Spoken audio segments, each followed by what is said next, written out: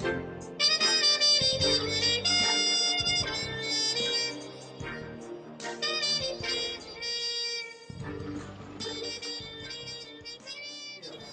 are commemorating and celebrating the bond between African and Greek Americans. My name is Niko Kotoulas, and I'm an executive board member of the Johns Hopkins Hellenic Students Association. Tonight, we are honored to have distinguished guests speak about our strong bond. To start off the night, I would like to call up a great friend of mine. Although I've only known him for a year, it feels like I've known him for much longer than that. As president of the Hellenic Students Associations at Hopkins, I admire his leadership, teamwork, and character, which has made this association a great success.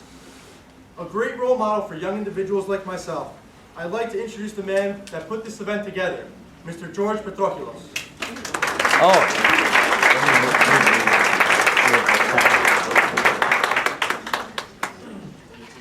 Hello everyone, thank you for being here.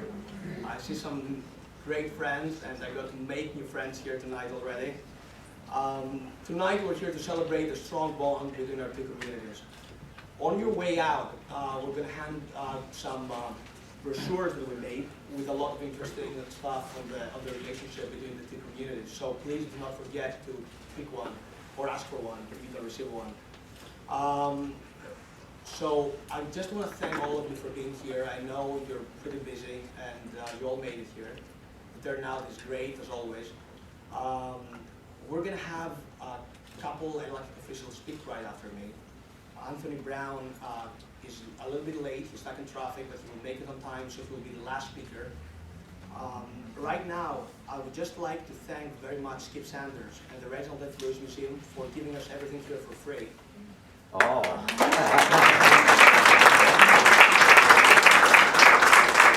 have to pay for catering, and even bigger thanks to Aris Melissaratos for being the biggest sponsor since day one, 4 years ago when I came here.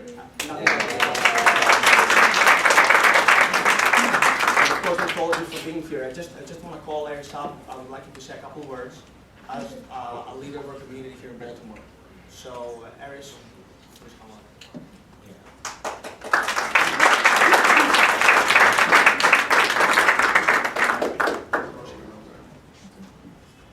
Thank you, George. I guess he wanted me to come up here and demonstrate that I'm the biggest.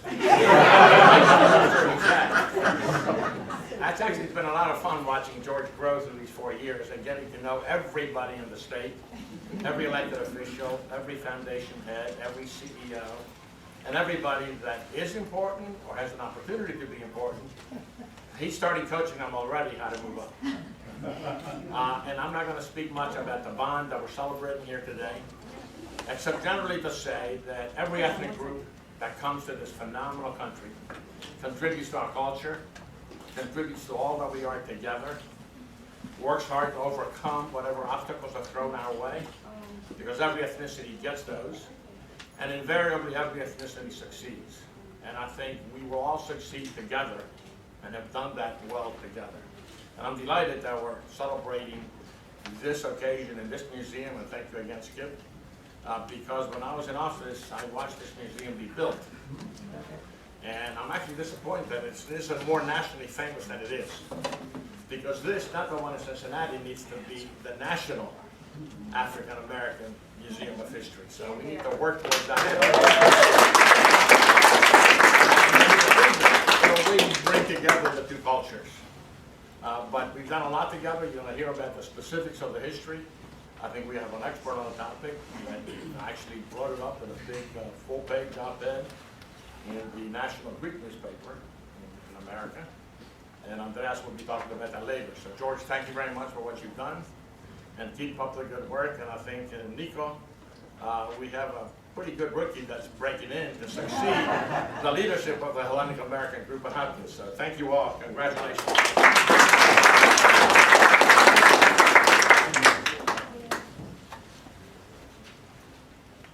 Thank you, Aris, and thank you, George.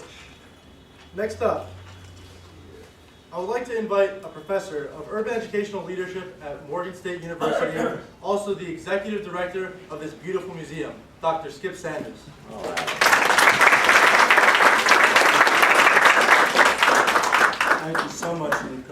I'm a mentee of George Petrocheilos. So. What a networker, right? I really want to welcome every single person in this room home, because that's what I call it. When you're an advocate for an inclusive America, and an inclusive meaning for the term American, this is your home. This is what we are about. We tell our stories so that we show how the threads intertwine with all the other stories. So many of you in here really are dear friends of the museum and mine. And so I really do want to thank Congressman Sarbanes for coming. My special dear friend, Congressman Sarbanes, Mayor Stephanie Rawlings-Blake, who's so wonderful to us, Councilman James Kraft, Councilman Brandon Scott, who comes here often as a member of the family. Aris, you know, you and I go back many years. Dr. Wilson, President of Morgan, whom I admire so much. And Anthony Lewis, Mid-Atlantic President of Verizon, who really does so much for this museum and has made it his home. Theo Rogers, you know it's dangerous when you start calling me. I've forgotten. And there's Senator Sarbanes. Thank you so much for coming to join us. But this is your home. For me, this is a very special evening. I knew something about what I call ancient connections, and when I first met George, I was telling him about the Egyptian pharaoh Sesostris, who 2,000 years before the Christian era went into Greece, and actually some of his soldiers had probably some descendants still there in one particular region of Greece. And I'm always interested by the whole Mediterranean kind of basin, all the cultures that thrived around what I call really a lake. But what I'm learning through this gathering, and have learned so much just this evening, is about the current connections, the current threads.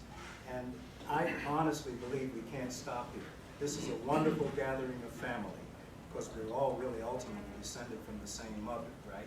We go back to that universal Eve in Africa.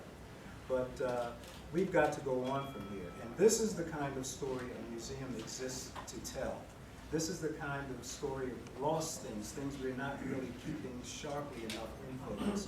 The special connection between African Americans and Greek Americans that goes all the way through the Civil Rights Movement. James Williams, whom I just learned about today, who went over and fought for the Greeks. All of this needs to be told, and we'll find a way to tell it together. So when I call on you as a family member to help us to begin to put that story together in some type of exhibition, I'm sure you'll join us. In the past and in the present, our cultures blend, our histories touch, our destiny is intertwined. And to sort of give you an example of that, we're going to show a brief video which George made available to us. And it really talks about Archbishop Jacobus, who was the leader of the Greek Orthodox Church in America, a man of great courage, walked right beside Dr. Martin Luther King. His picture was on Time magazine. A man of great principle, because, as you know, in those times, not everybody thought that everything that was happening was the right way to go, so people sometimes faced a little criticism or opposition even in their own communities. So this man stood up for what he believed was right. He's a great leader. And this will introduce, I think, really the whole theme and feeling of this evening. And as for, you know, being our guest, there's a basket that'll be passed. No, please be welcome and make yourselves at home. Against all those who oppress people. Upon my return, someone called me provocative, traitor. Some other they should be ashamed of what they have done. Some that I am not an American. Some that I'm not a Christian. I know that civil arrest and human rights continue to be the most thorny social issues in our nation. But I will stand for both rights, civil and human, as long as I live. I feel the Christian duty and the duty of a man who was born as a slave.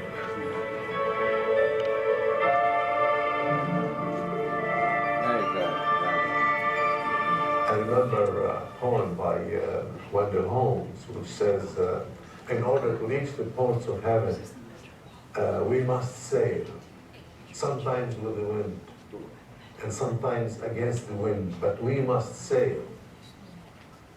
And I said that the Archbishop has sailed with the wind, many times throughout his episcopate, and sometimes he sailed against the wind. And we admired him most, actually, when he sailed against the wind. But he had to, because he had the guts and the courage to challenge many issues which no one else would dare challenge. Martin called on the religious leaders that he felt were respected throughout America, throughout our nation, and certainly around the world. And if he participated, if he could submit himself to the dangers of the struggle, then this must be an important struggle. It elevated the struggle, and certainly I think it showed the nobility of the man as well. I think it's very hard for anyone not to see the picture of Life magazine, and for Life to have put that front cover and have shown it around the world, to not have been moved to say if he could commit himself, they would have to come there too. I think it would be hard for any clergy. It doesn't really matter which denomination, what country you're in. I think it would be very hard for you to sit and at the same time, so you have the same brotherhood as His Eminence. And he came and put himself on the line. And what we have to remember is that people were dying there. At the time, he was threatened. The hotel he was living in, they threatened to burn it down that night. And that they even threatened to shoot him if he would march. And the answer was that, let's march. Why don't we start marching?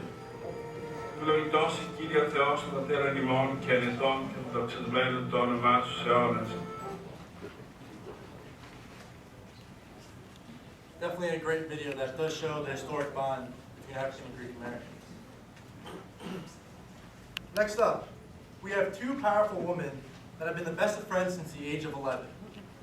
One of which is the mayor of Baltimore, and the other is the deputy mayor of economic development. Please welcome Mayor Stephanie Rawlings-Blake and Deputy Chief Kaliope Parthemos. They told me I could eat free at Uzo Bay for the rest of the year if we sang Ebony and Ivory. So cue the music. 2 years. She was supposed to wear white today, and I was going to be in black, but she switched it up. I do want to acknowledge that many of the elected officials have been acknowledged, and I also want to acknowledge Councilman Pete West, who has joined us as well. Thank you for being here. I want to thank the Hopkins Hellenic Students Association and the Black Student Union at Hopkins for the invitation, for being here. And Skipp, thank you for hosting and being so gracious in your hospitality. As Congressman Sarbanes has told me this evening, Kaliope and I are Exhibit A for the strong bond between the African American and the Greek community, particularly in the city. We have, even though it has not been since the Selma marches, Councilman. We've been friends since the early. Since sixth grade. Since sixth grade, when Kaliope didn't have anybody to sit next to at lunch, and she got real food for lunch, and I was getting, peanut butter and jelly. So, the moussaka or whatever she had was quite appetizing. No, but seriously, I went to school, in Greektown. I grew up in Greektown, so predominantly Greek neighborhood, and then I got accepted to Roland Park and went to Roland Park. So catching 3 buses, going to Roland Park. And it was a magnet school, and going to Roland Park and being in the classroom and not really having any friends. There were no Greek people there. I'm used to being in a class with all Greek students, right? So I didn't have the funny name. It wasn't all, we spoke to each other in Greek all the time in school. So it was very, very difficult. I wanted to leave in my first 3 weeks. I was like, Mommy, Daddy, I know it's a good school, but these people don't know me, they don't like me, and I don't understand them, they don't understand me. And I was having conversations with them every day, just wanting to leave. And she came over to me during lunch. And I was sitting by myself, and they were all sitting together. And she came over to me and started talking to me. And she always says it was because of my lunch. And my dad used to cook, and I did have always Greek lunch. So she would come over. So we've been friends ever since. And sharing food ever since. Yes. So, talking with Kaliope's friends and families and community members over the years, I see the similarities in our stories. Yes, there are differences, but so much is the same. When you talk about the oppression under the Ottomans and what the Greeks have had to overcome, talk about the discrimination here in this country. Our history is a shared history in so many ways. So I think it was natural that we have become friends, and we're still, I would say, we're still in the struggle together. I've learned a lot from being friends with Kaliope and being in the community. I learned how to Greek dance so well. A woman at somebody's reception engagement party hit me on the arm and she says, "Oh, you dance good, you dance good." I said, "No, I know you think I'm a Maverick, but I'm really from Congress."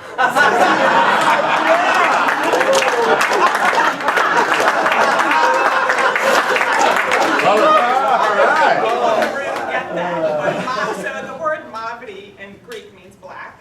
So when we were younger, and there were people in my community that were not happy that we were friends, and people in her community that were very not happy that we were friends, and we were friends nonetheless. So she would come to Greektown and come to all the Greek stuff, and I would go to all of her stuff, and we dealt with everything that we had to deal with. But I would tell her, when somebody says Mavri, let me know, so I can walk up to the little girl that's calling you that, and I could say something to her. So she would walk up to me, and I said, "No, they were saying she had on a black skirt." No, they were saying that she had a tan, like Mavri says means you got dark. And I'm like, "No, they were saying she had a tan." And she's like, "I heard Mavri." So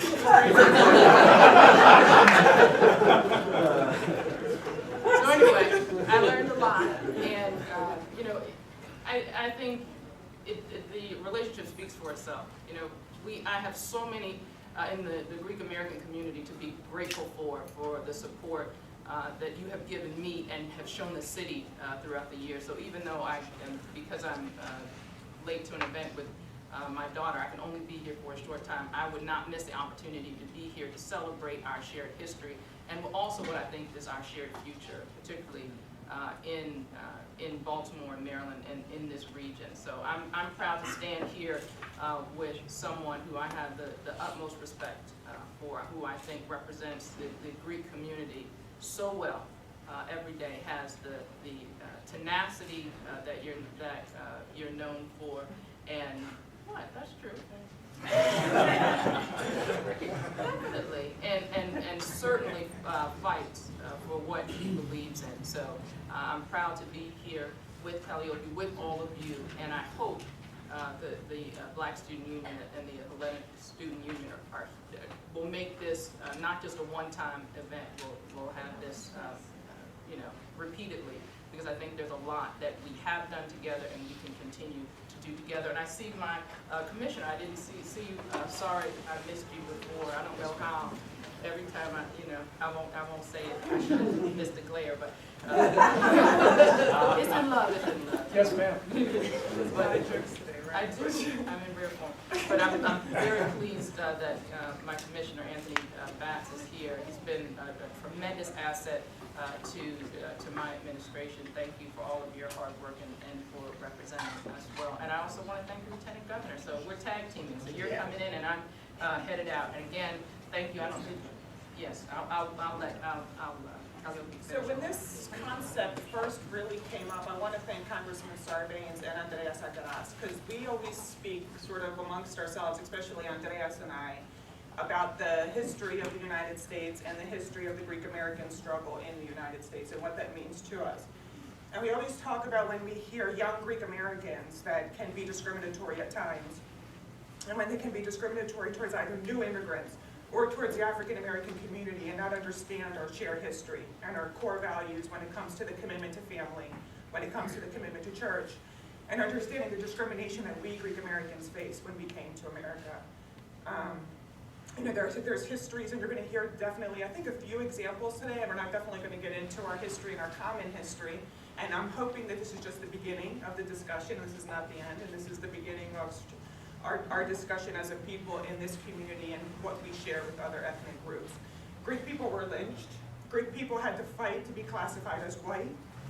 There was a special box for us that said Greeks, and there was also one for Italians. And we had to fight to be classified as white so that we can get loans and that we can also realize the American dream. I think now that when we have the new immigrants coming in, and when we came here, I think it's important for Greek Americans to understand, and young Greek Americans to understand for sure what our families had to deal with when they came here, and how we were discriminated against, and how people thought that we were taking their jobs, and jobs that belonged to other people.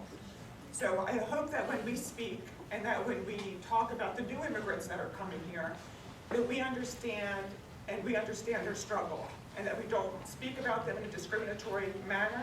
I think what's going on right now in the Supreme Court, and definitely the civil rights struggle of today, I think what's going on currently in Greece with regards to our economic struggles, and what we are now doing to immigrants that are coming into Greece, the Albanians and the other immigrants, and the discrimination that they're facing now in our country.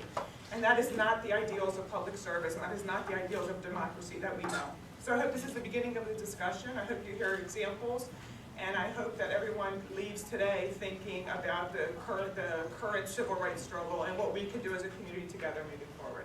So thank you for your time. I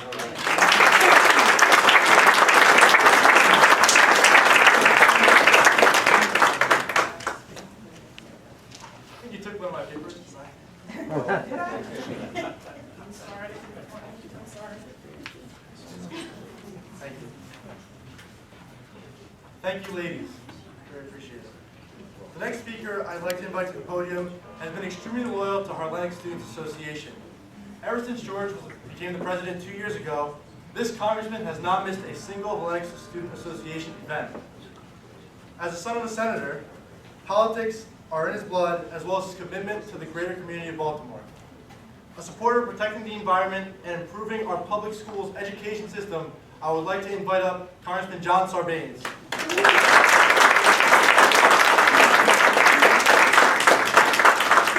Thank you very much. What a wonderful, wonderful turnout we have here tonight.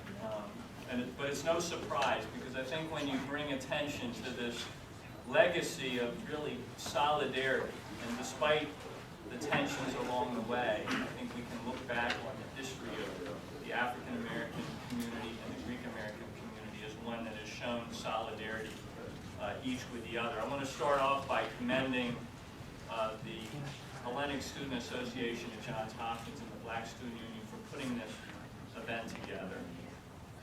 About a year ago, or even before that, we've been talking about this idea of Hellenism in the public service, which is how Greek Americans can give back to the broader society. And this is something that George grabbed onto really with a vengeance and said, I want to try to demonstrate that through the work of the Hellenic Student Association at Johns Hopkins. So he reached out to the Black Student Union there at Johns Hopkins, and they put this event together to really showcase this important relationship that exists.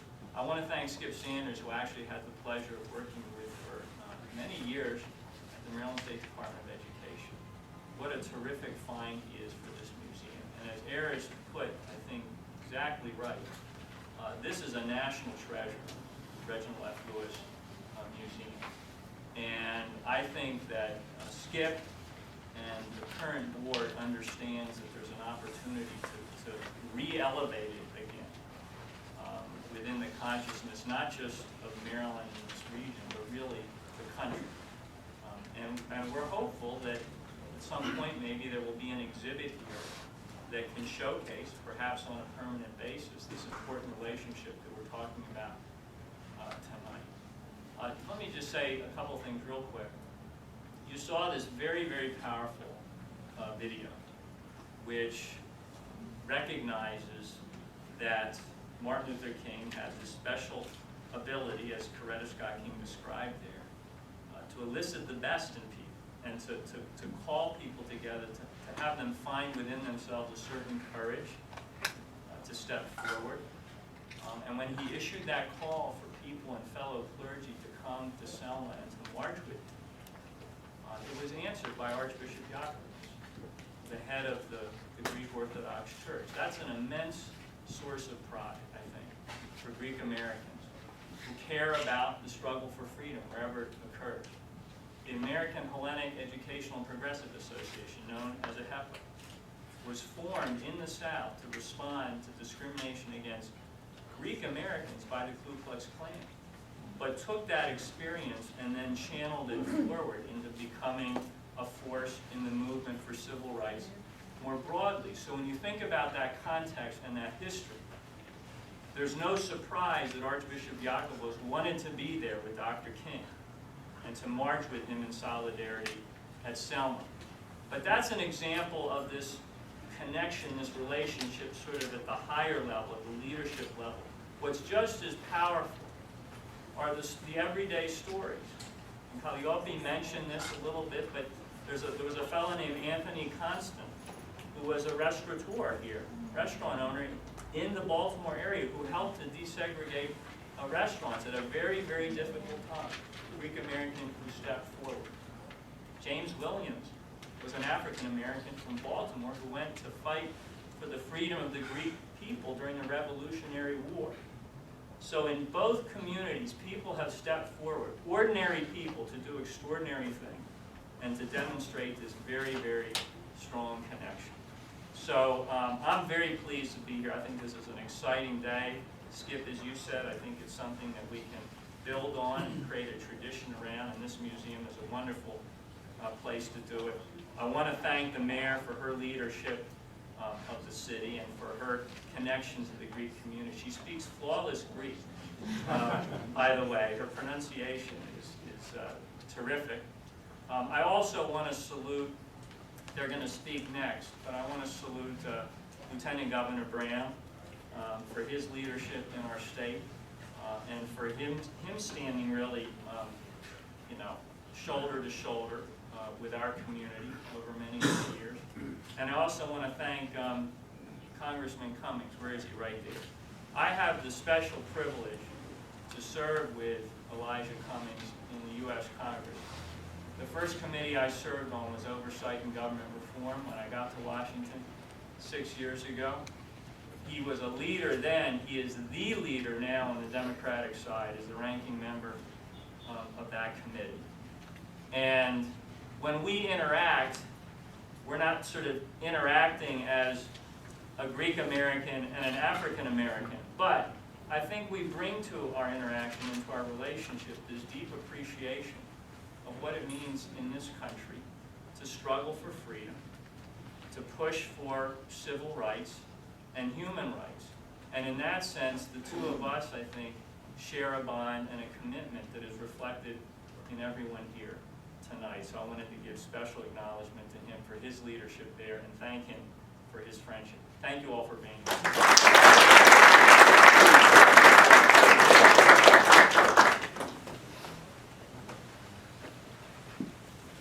Thank you, Congressman Sarbanes. We appreciate your support for the Hellenic Students Association. Next up, I have a personal connection with our next speaker. So here's a quick story. My cousin and I were heading on a train going towards DC. We didn't really know what we were going to do, what to do. We want to see some monuments maybe. And we didn't have any specific plans. So after having a great conversation with this congressman at the house of Aris Melissaratos, when we had our fundraiser in the fall, I realized that this was the perfect person to call. While busy juggling a ton of work, going to strenuous meetings, I called the congressman, and not only did he respond, however, he set me up with his personal staffer to go on a private tour of the Capitol building and gave us passes to go inside the Senate and the House. I would like to thank you again, Congressman, for this amazing opportunity. This story reaffirms our belief that our bond as African and Greek Americans is strong. A man who fought to end corruption on Wall Street and who wanted to stop crime on our streets. Please welcome our own district's Congressman, Elijah Cummings.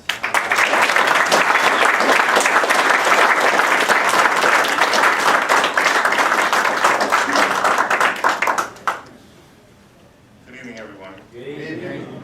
It's certainly my honor and my privilege to be here this evening. And I want to thank Nicholas. I want to thank George and Aris and everybody who had anything to do with making this happen. It just so happens that this morning, at about 4:30 in the morning, I started Senator Sarbanes reading a book that was given to me 5 years ago when I went to a family reunion.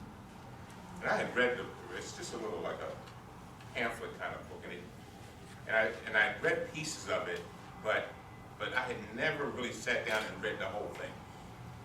And as I began to read it, Theo, I realized that it took me all the way, it talks about how my foreparents had come out of slavery.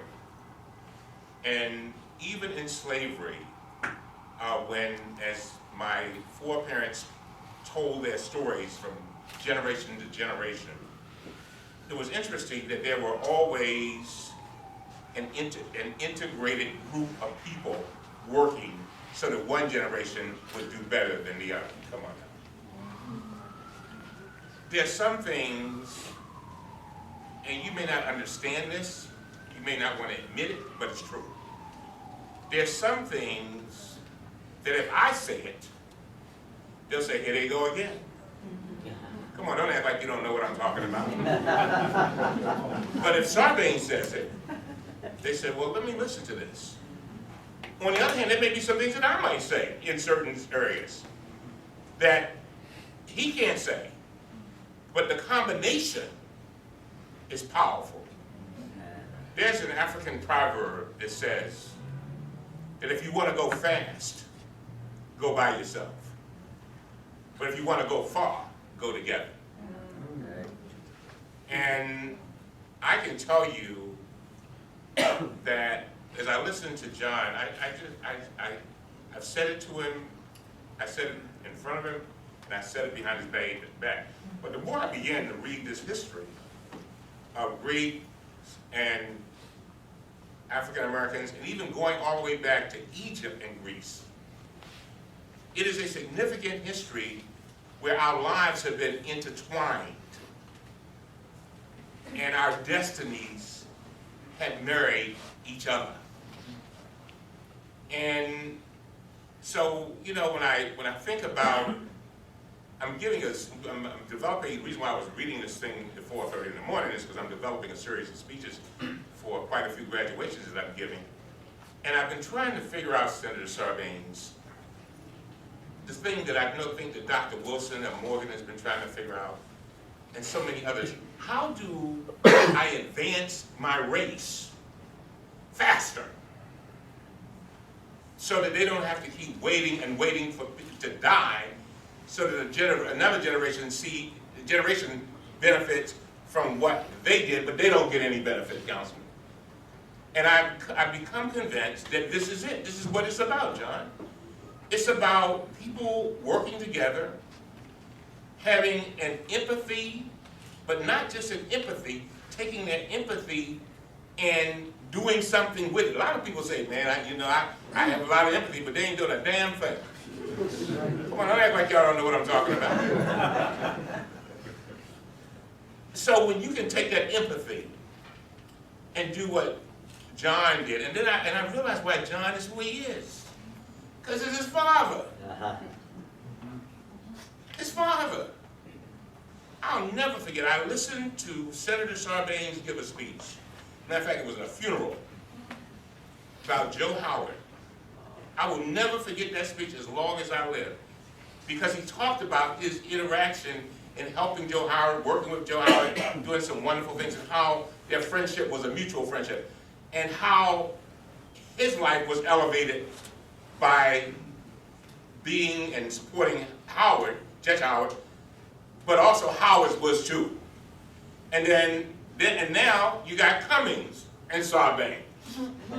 Another Sarbanes. I had the privilege of working with both of them. But my point is, and then I look at the mayor's office, and the mayor, I can never pronounce, how you pronounce it? Deputy mayor.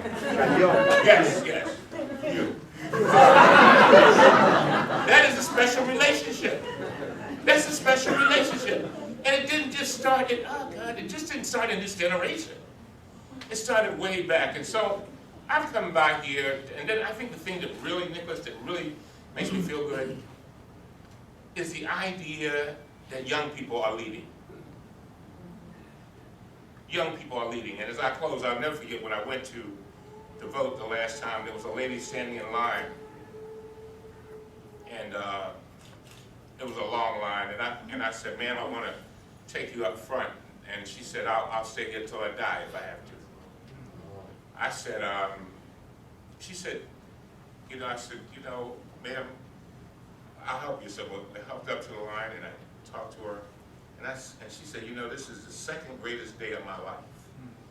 And I said, which was the first? She said, the first was when I first elected Barack. That's how she pronounced his name. She said, this is the second most. And she said, because of my illness, and she said, first of all, she said, I'm 91 years old, and because of my illness, I will never vote again. And I'll never forget when I walked away from her, and she said, so I got to do this. She said, I'm like a tree planted, I'm almost finished, like a tree planted by the water, I shall not be moved. But I thought about it, John, and what she was saying in so many ways is that we come a long way, and I ran my race. I'm about to die. So I'm passing this baton on to you. But I know what she was saying, what was in her eye was, don't drop it. Right. Don't drop it. I've made tremendous progress. It's been tough. I will not see everything that I had worked so hard to see. But don't drop it. And so that's why it is so significant when we see our young people emerging and saying that we will work together, we will lift up our societies, and we will go far together. Maybe not as fast as we like, but far. And so to everything, I know, Skipp, I'm glad you, Skipp, where's Skipp? Skipp, thank you very much for everything. I know I'm leaving out a lot of people's names, mayor, all of our council people, everybody. But I want to thank you all so much for doing this. And we've got to keep this going. Yes. We've got to keep it going because, at some point, I used to wonder, I used to not celebrate my birthdays, Nicholas. But the older I get, I celebrate every one of them. It's like, I started taking off. I used to see people taking off for their birthday. I thought that was kind of, And the reason why we have to do these things is that, Lieutenant Governor, we have to constantly remind ourselves of our progress. Because if we don't remind ourselves of our progress, we will take so much for granted. And again, and it also allows us to go back and understand where we've come from so that we might protect that progress. And so I want to thank each and every one of you. I want to thank the folks at Hopkins and Morgan for doing this. And all I can say is, may God bless you. And in the words of the lady, although she did not say the words, don't drop the baton.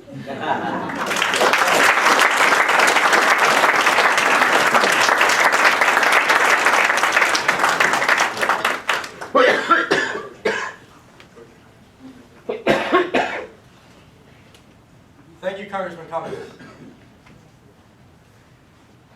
The next man I'd like to invite to the stage has devoted his life to public service. A colonel in the United States Army Reserves, this lieutenant governor is the nation's highest-ranked elected official to have served in Iraq.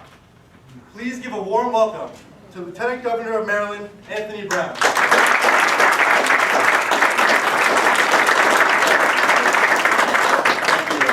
I know he's just departed, but I want to say thank you to Congressman Cummings, not only for his inspiring words this afternoon, but everything that he does to fight day in and day out on Capitol Hill in the community on behalf of all Marylanders. I want to thank Congressman John Sarbanes, following very closely and just as effectively in the footsteps of your father, Senator Sarbanes. It's a pleasure to see you, and thank you for your decades of public service. Nicholas, thank you for bringing us together with George and the Hellenic Student Association and the Black Student Union. I'm humbled to be here, and I don't think I have a whole lot to add. And what I mean by that is every so often I come to events where it's assumed that all of the speakers are here to add to it because they have an experience, a knowledge, or an understanding about the event and the significance of the event. But I will tell you that when I first received the invitation, it did not occur to me that there actually is a bond and a relationship between the Greek American and the African American community. And while I missed the video, I had an opportunity to read the entry that Senator Sarbanes entered into the congressional record years ago that outlined that history. And it is now apparent to me that while the journey of Greeks who have come to America and now are Greek Americans, Africans who have come to America and now live as African Americans, may appear to be different or dissimilar, there are so many common aspects and features of that journey. Many of them you've heard already today or perhaps familiar with. It's the common journey where we experience suffering and sacrifice and struggle. Yet it's also a common journey and experience that includes triumph and victory, as we are now victorious as full participants in the American experience. Full participants not only in the benefits that we receive as Americans, but more importantly, the contributions that we make today, that we hope that our children will make tomorrow, but as Congressman Cummings referred to, the contributions that those who came before us have made on our behalf. So it's a common history, and one that I, until recently, was not aware of.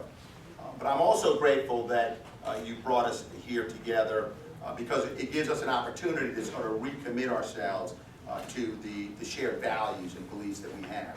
And as Greek Americans and African Americans, we believe firmly in the dignity of every individual. We understand that we each have a responsibility to promote the common good, and we celebrate, we recognize the diversity that is us, that is America, and the contributions that we've made to the greatness that's America, that's built on a very diverse nation. So I'm humbled to be here this afternoon and participate, but there's no celebration in Maryland, no recognition in Maryland that is complete without a governor's proclamation. So I'd like to, well, George, why don't you tell me who ought to be up here to receive the proclamation? I have a list, but it may not be the list that you want. I think Skipp should come up with me. Skipp, please, and thanks, Skipp, for hosting us today. Aris, they had you on my list, so you probably ought to come up too.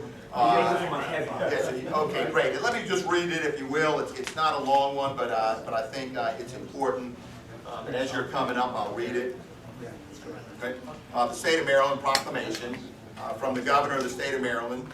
Unity of the Greek American and African American communities, March 27, 2013. Whereas the Greek American and African American communities have a long history of strong ties in the United States and Maryland, and whereas this relationship has seen such heroes as James Williams, a former slave from Baltimore, who fought and died for Greek independence, and Archbishop Yakubos. My Greek is also excellent. Martin Luther King Jr. in Selma, Alabama. And whereas the American Hellenic Educational Progressive Association and the National Association for the Advancement of Colored People have partnered to combat modern-day bigotry, and whereas the Greek American and African American communities have had a measurable impact on the people of our nation and state. Now, therefore, Martin O'Malley, Governor of the State of Maryland, does hereby proclaim March 27, 2013 as a day of celebration in honor of the unity of the Greek American and African American communities, and call upon the people of our state to join in supporting this observance. Signed this day, Martin O'Malley, Governor.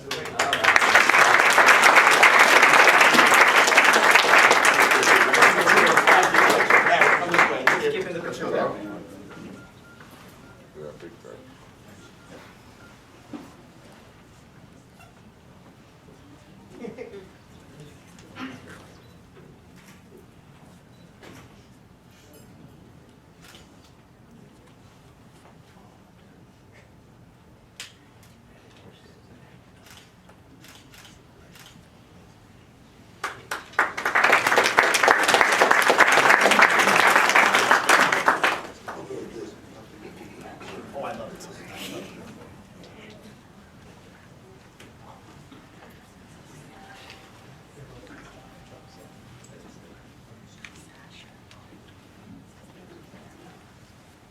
Thank you, Governor.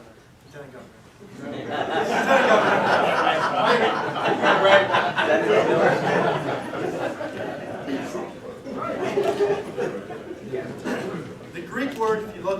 essentially describes the burning desire to do the honorable thing. Our last speaker of the night has laid out the foundation for Congressman Sarbanes' Hellenism in Public Service initiative, which encompasses this idea of philotimo. This man believes both African and Greek Americans possess a treasure of values and energy that can be used to give back to our communities. Please welcome the policy advisor to Congressman Sarbanes, Mr. Andreas Akaras.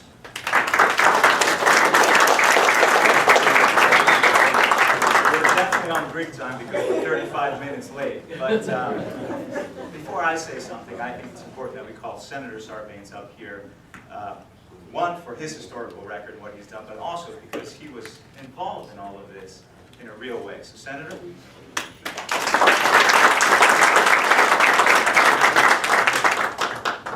Well, Andreas, thank you very much. I'm going to tell a story to start off with. The AHPA, which I'm going to talk about just for a moment, Basil was the executive directors here with us today. They used to hold a dinner in Washington for the Congress every other year in one of the big hotels. And originally a lot of congressmen would come, but these dinners went on and on. They had one night, the dinner went till 1:45 in the morning. So as a consequence of that, I promulgated a new rule, which now applies in all Greek American events anywhere in the country, no matter who it is. And that is that every event should end on the same day in which it begins.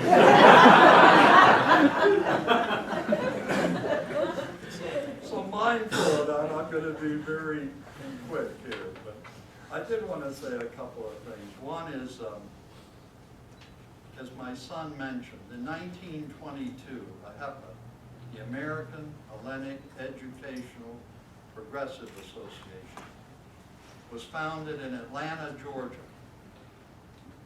And it was founded as a reaction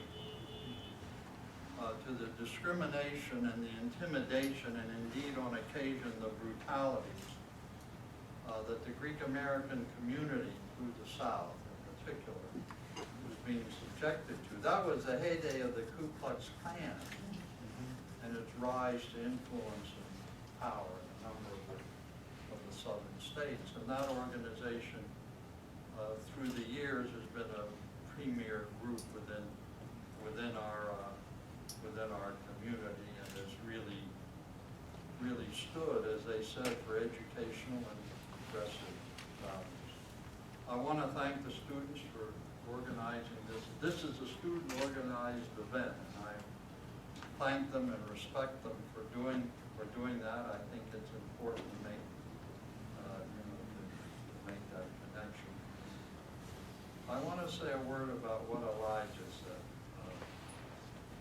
which we've been close friends for a long time. But the story he told about how you interact with someone and together you can extend influence. I like the African proverb, if you want to go fast, go alone, but if you want to go far, go together. And he told about it. Well, I had that relationship with Perrin Mitchell, who held he did the breakthrough and won the 7th Congressional District seat by 37 votes. So if someone tells you that every vote doesn't count, tell them the Perrin Mitchell story. That's the amount by which he won the Democratic primary. Once he won the primary, it was a strong Democratic district, but and went to Congress. And Perrin and I had that reciprocal relationship throughout his life, and there was a relationship like that. He was great. As Elijah pointed out, it fell to me as a very serious responsibility and a distinct honor to sort of recommend Judge Joseph Howard to President Carter for appointment to the federal bench. Judge Howard had some controversy because he'd been very outspoken when he was on the Circuit Court of Baltimore City. about the discrimination that existed in courthouse circles. But some people held that against him. In fact, the head of the Maryland State Bar Association at the time opposed his nomination. Well, we beat that then when Joe Howard went on the bench and had an extremely distinguished career. And later I had the privilege of nominating Alex Williams, who sits in the federal courthouse in Greenville, to go on the federal bench. Alex is about to take senior status now. And again, we had a fight. We had to fight the American Bar Association, who had this old concept that to be on the federal bench, you had to be out of a big law firm. Well, Alex Williams had never been in a big law firm. He'd been a single practitioner. He'd been a civil rights lawyer. He'd been the state's attorney of Prince George's County. And as a consequence of that fight, we not only got Alex Williams on the federal bench, but we forced, or in effect, persuaded, the American Bar Association to change its criteria with respect to who they would look at to become federal judges. So it opened up a whole opportunity for public interest lawyers who weren't out of the traditional mold. So I'm really honored to come and be with you today. This clip of Archbishop Jacobus, who's a man of such great courage and such force, was very moving to me. And he went down there and took that stand with Martin Luther King. Now we look at it and we think, well, you know. But then, it was a very significant act. It represented a really major decision. And Archbishop Jacobus had the vision and the understanding, and in effect the humanity to undertake that mission. It was one of the reasons I so admired him and was always grateful to him. So Skipp, it's a wonderful occasion here. Delighted that Governor Brown is with us. I always called him Governor, Lieutenant Governor. And we appreciate your coming. You have a busy schedule. You have a whole state covered. And it means a lot that you should come and be here with us today. But Skipp, you're doing good things for people. Thank you all.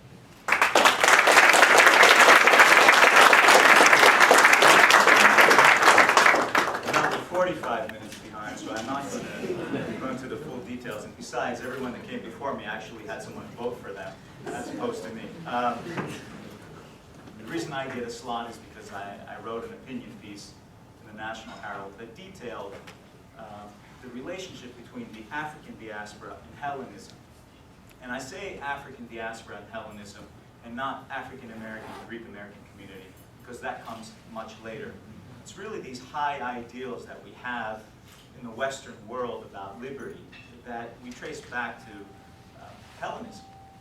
And when this country was founded, we have a long history before we even get to the point of our constitutional liberties. And that is where I think Hellenism comes in the intersection of the Western democratic ideals that we cherish and live by every day. The fact is that most people that call themselves hyphenated American were willing immigrants to America. But the African diaspora was not. It was uprooted, it was taken out of Africa, and their human person was deracinated. Right? Because it was the only way to create a society in which you had one superior class and the other. But that other is really a foundational community of what we call these United States of America. Right. And along the way, in that fight for liberty, as a Greek American, I'm proud that the high ideals of Hellenism were there. They were there from the time that the Constitution was created, because as we often say, there's a checks and balance in government, the branches. The reality is, learn this in law school, that the various forms of governance that the ancient Greeks, the Hellenes, had discussed monarchy, oligarchy, and democracy were embodied in our Constitution. So the president represents attributes of a monarchy, Congress represents attributes of a democracy, and the philosopher kings, the oligarchs, are our Supreme Court. Interesting enough, it wasn't until the convictions of a courageous man like Abraham Lincoln, where we had the attributes of the monarchy take on an immoral status quo that had come over society in America and pushed us in a direction for liberty. Because it was the moral desire for moral excellence that compelled these people, people like Abraham Lincoln, like Jacobus, and so many others, to have courage because of their convictions, to take on institutions which had been corrupted by that aspect of humanity which is avarice and greed, the physical aspect. And the other aspect, which the Hellenes spoke about, which is your internal desire to reach a higher ground. And in that op-ed piece, I wrote it about philokimon. Philokimon, in a literal sense, means philos, love, timi, honor, love of honor. Okay, that's its sort of translation, but what it really means, simple sort of slang everyday terms, do the right thing. So today all of us are sitting in this room with the perfection of hindsight. I think the Senator was saying that. It was easy, right? It looks easy now. But these people that we saw put their life on the line in a real way, and many did die. So the way you celebrate them is a little more really than us coming together here. It's about walking out of this room and saying, what challenges are there in society today? Poverty, education, so many problems.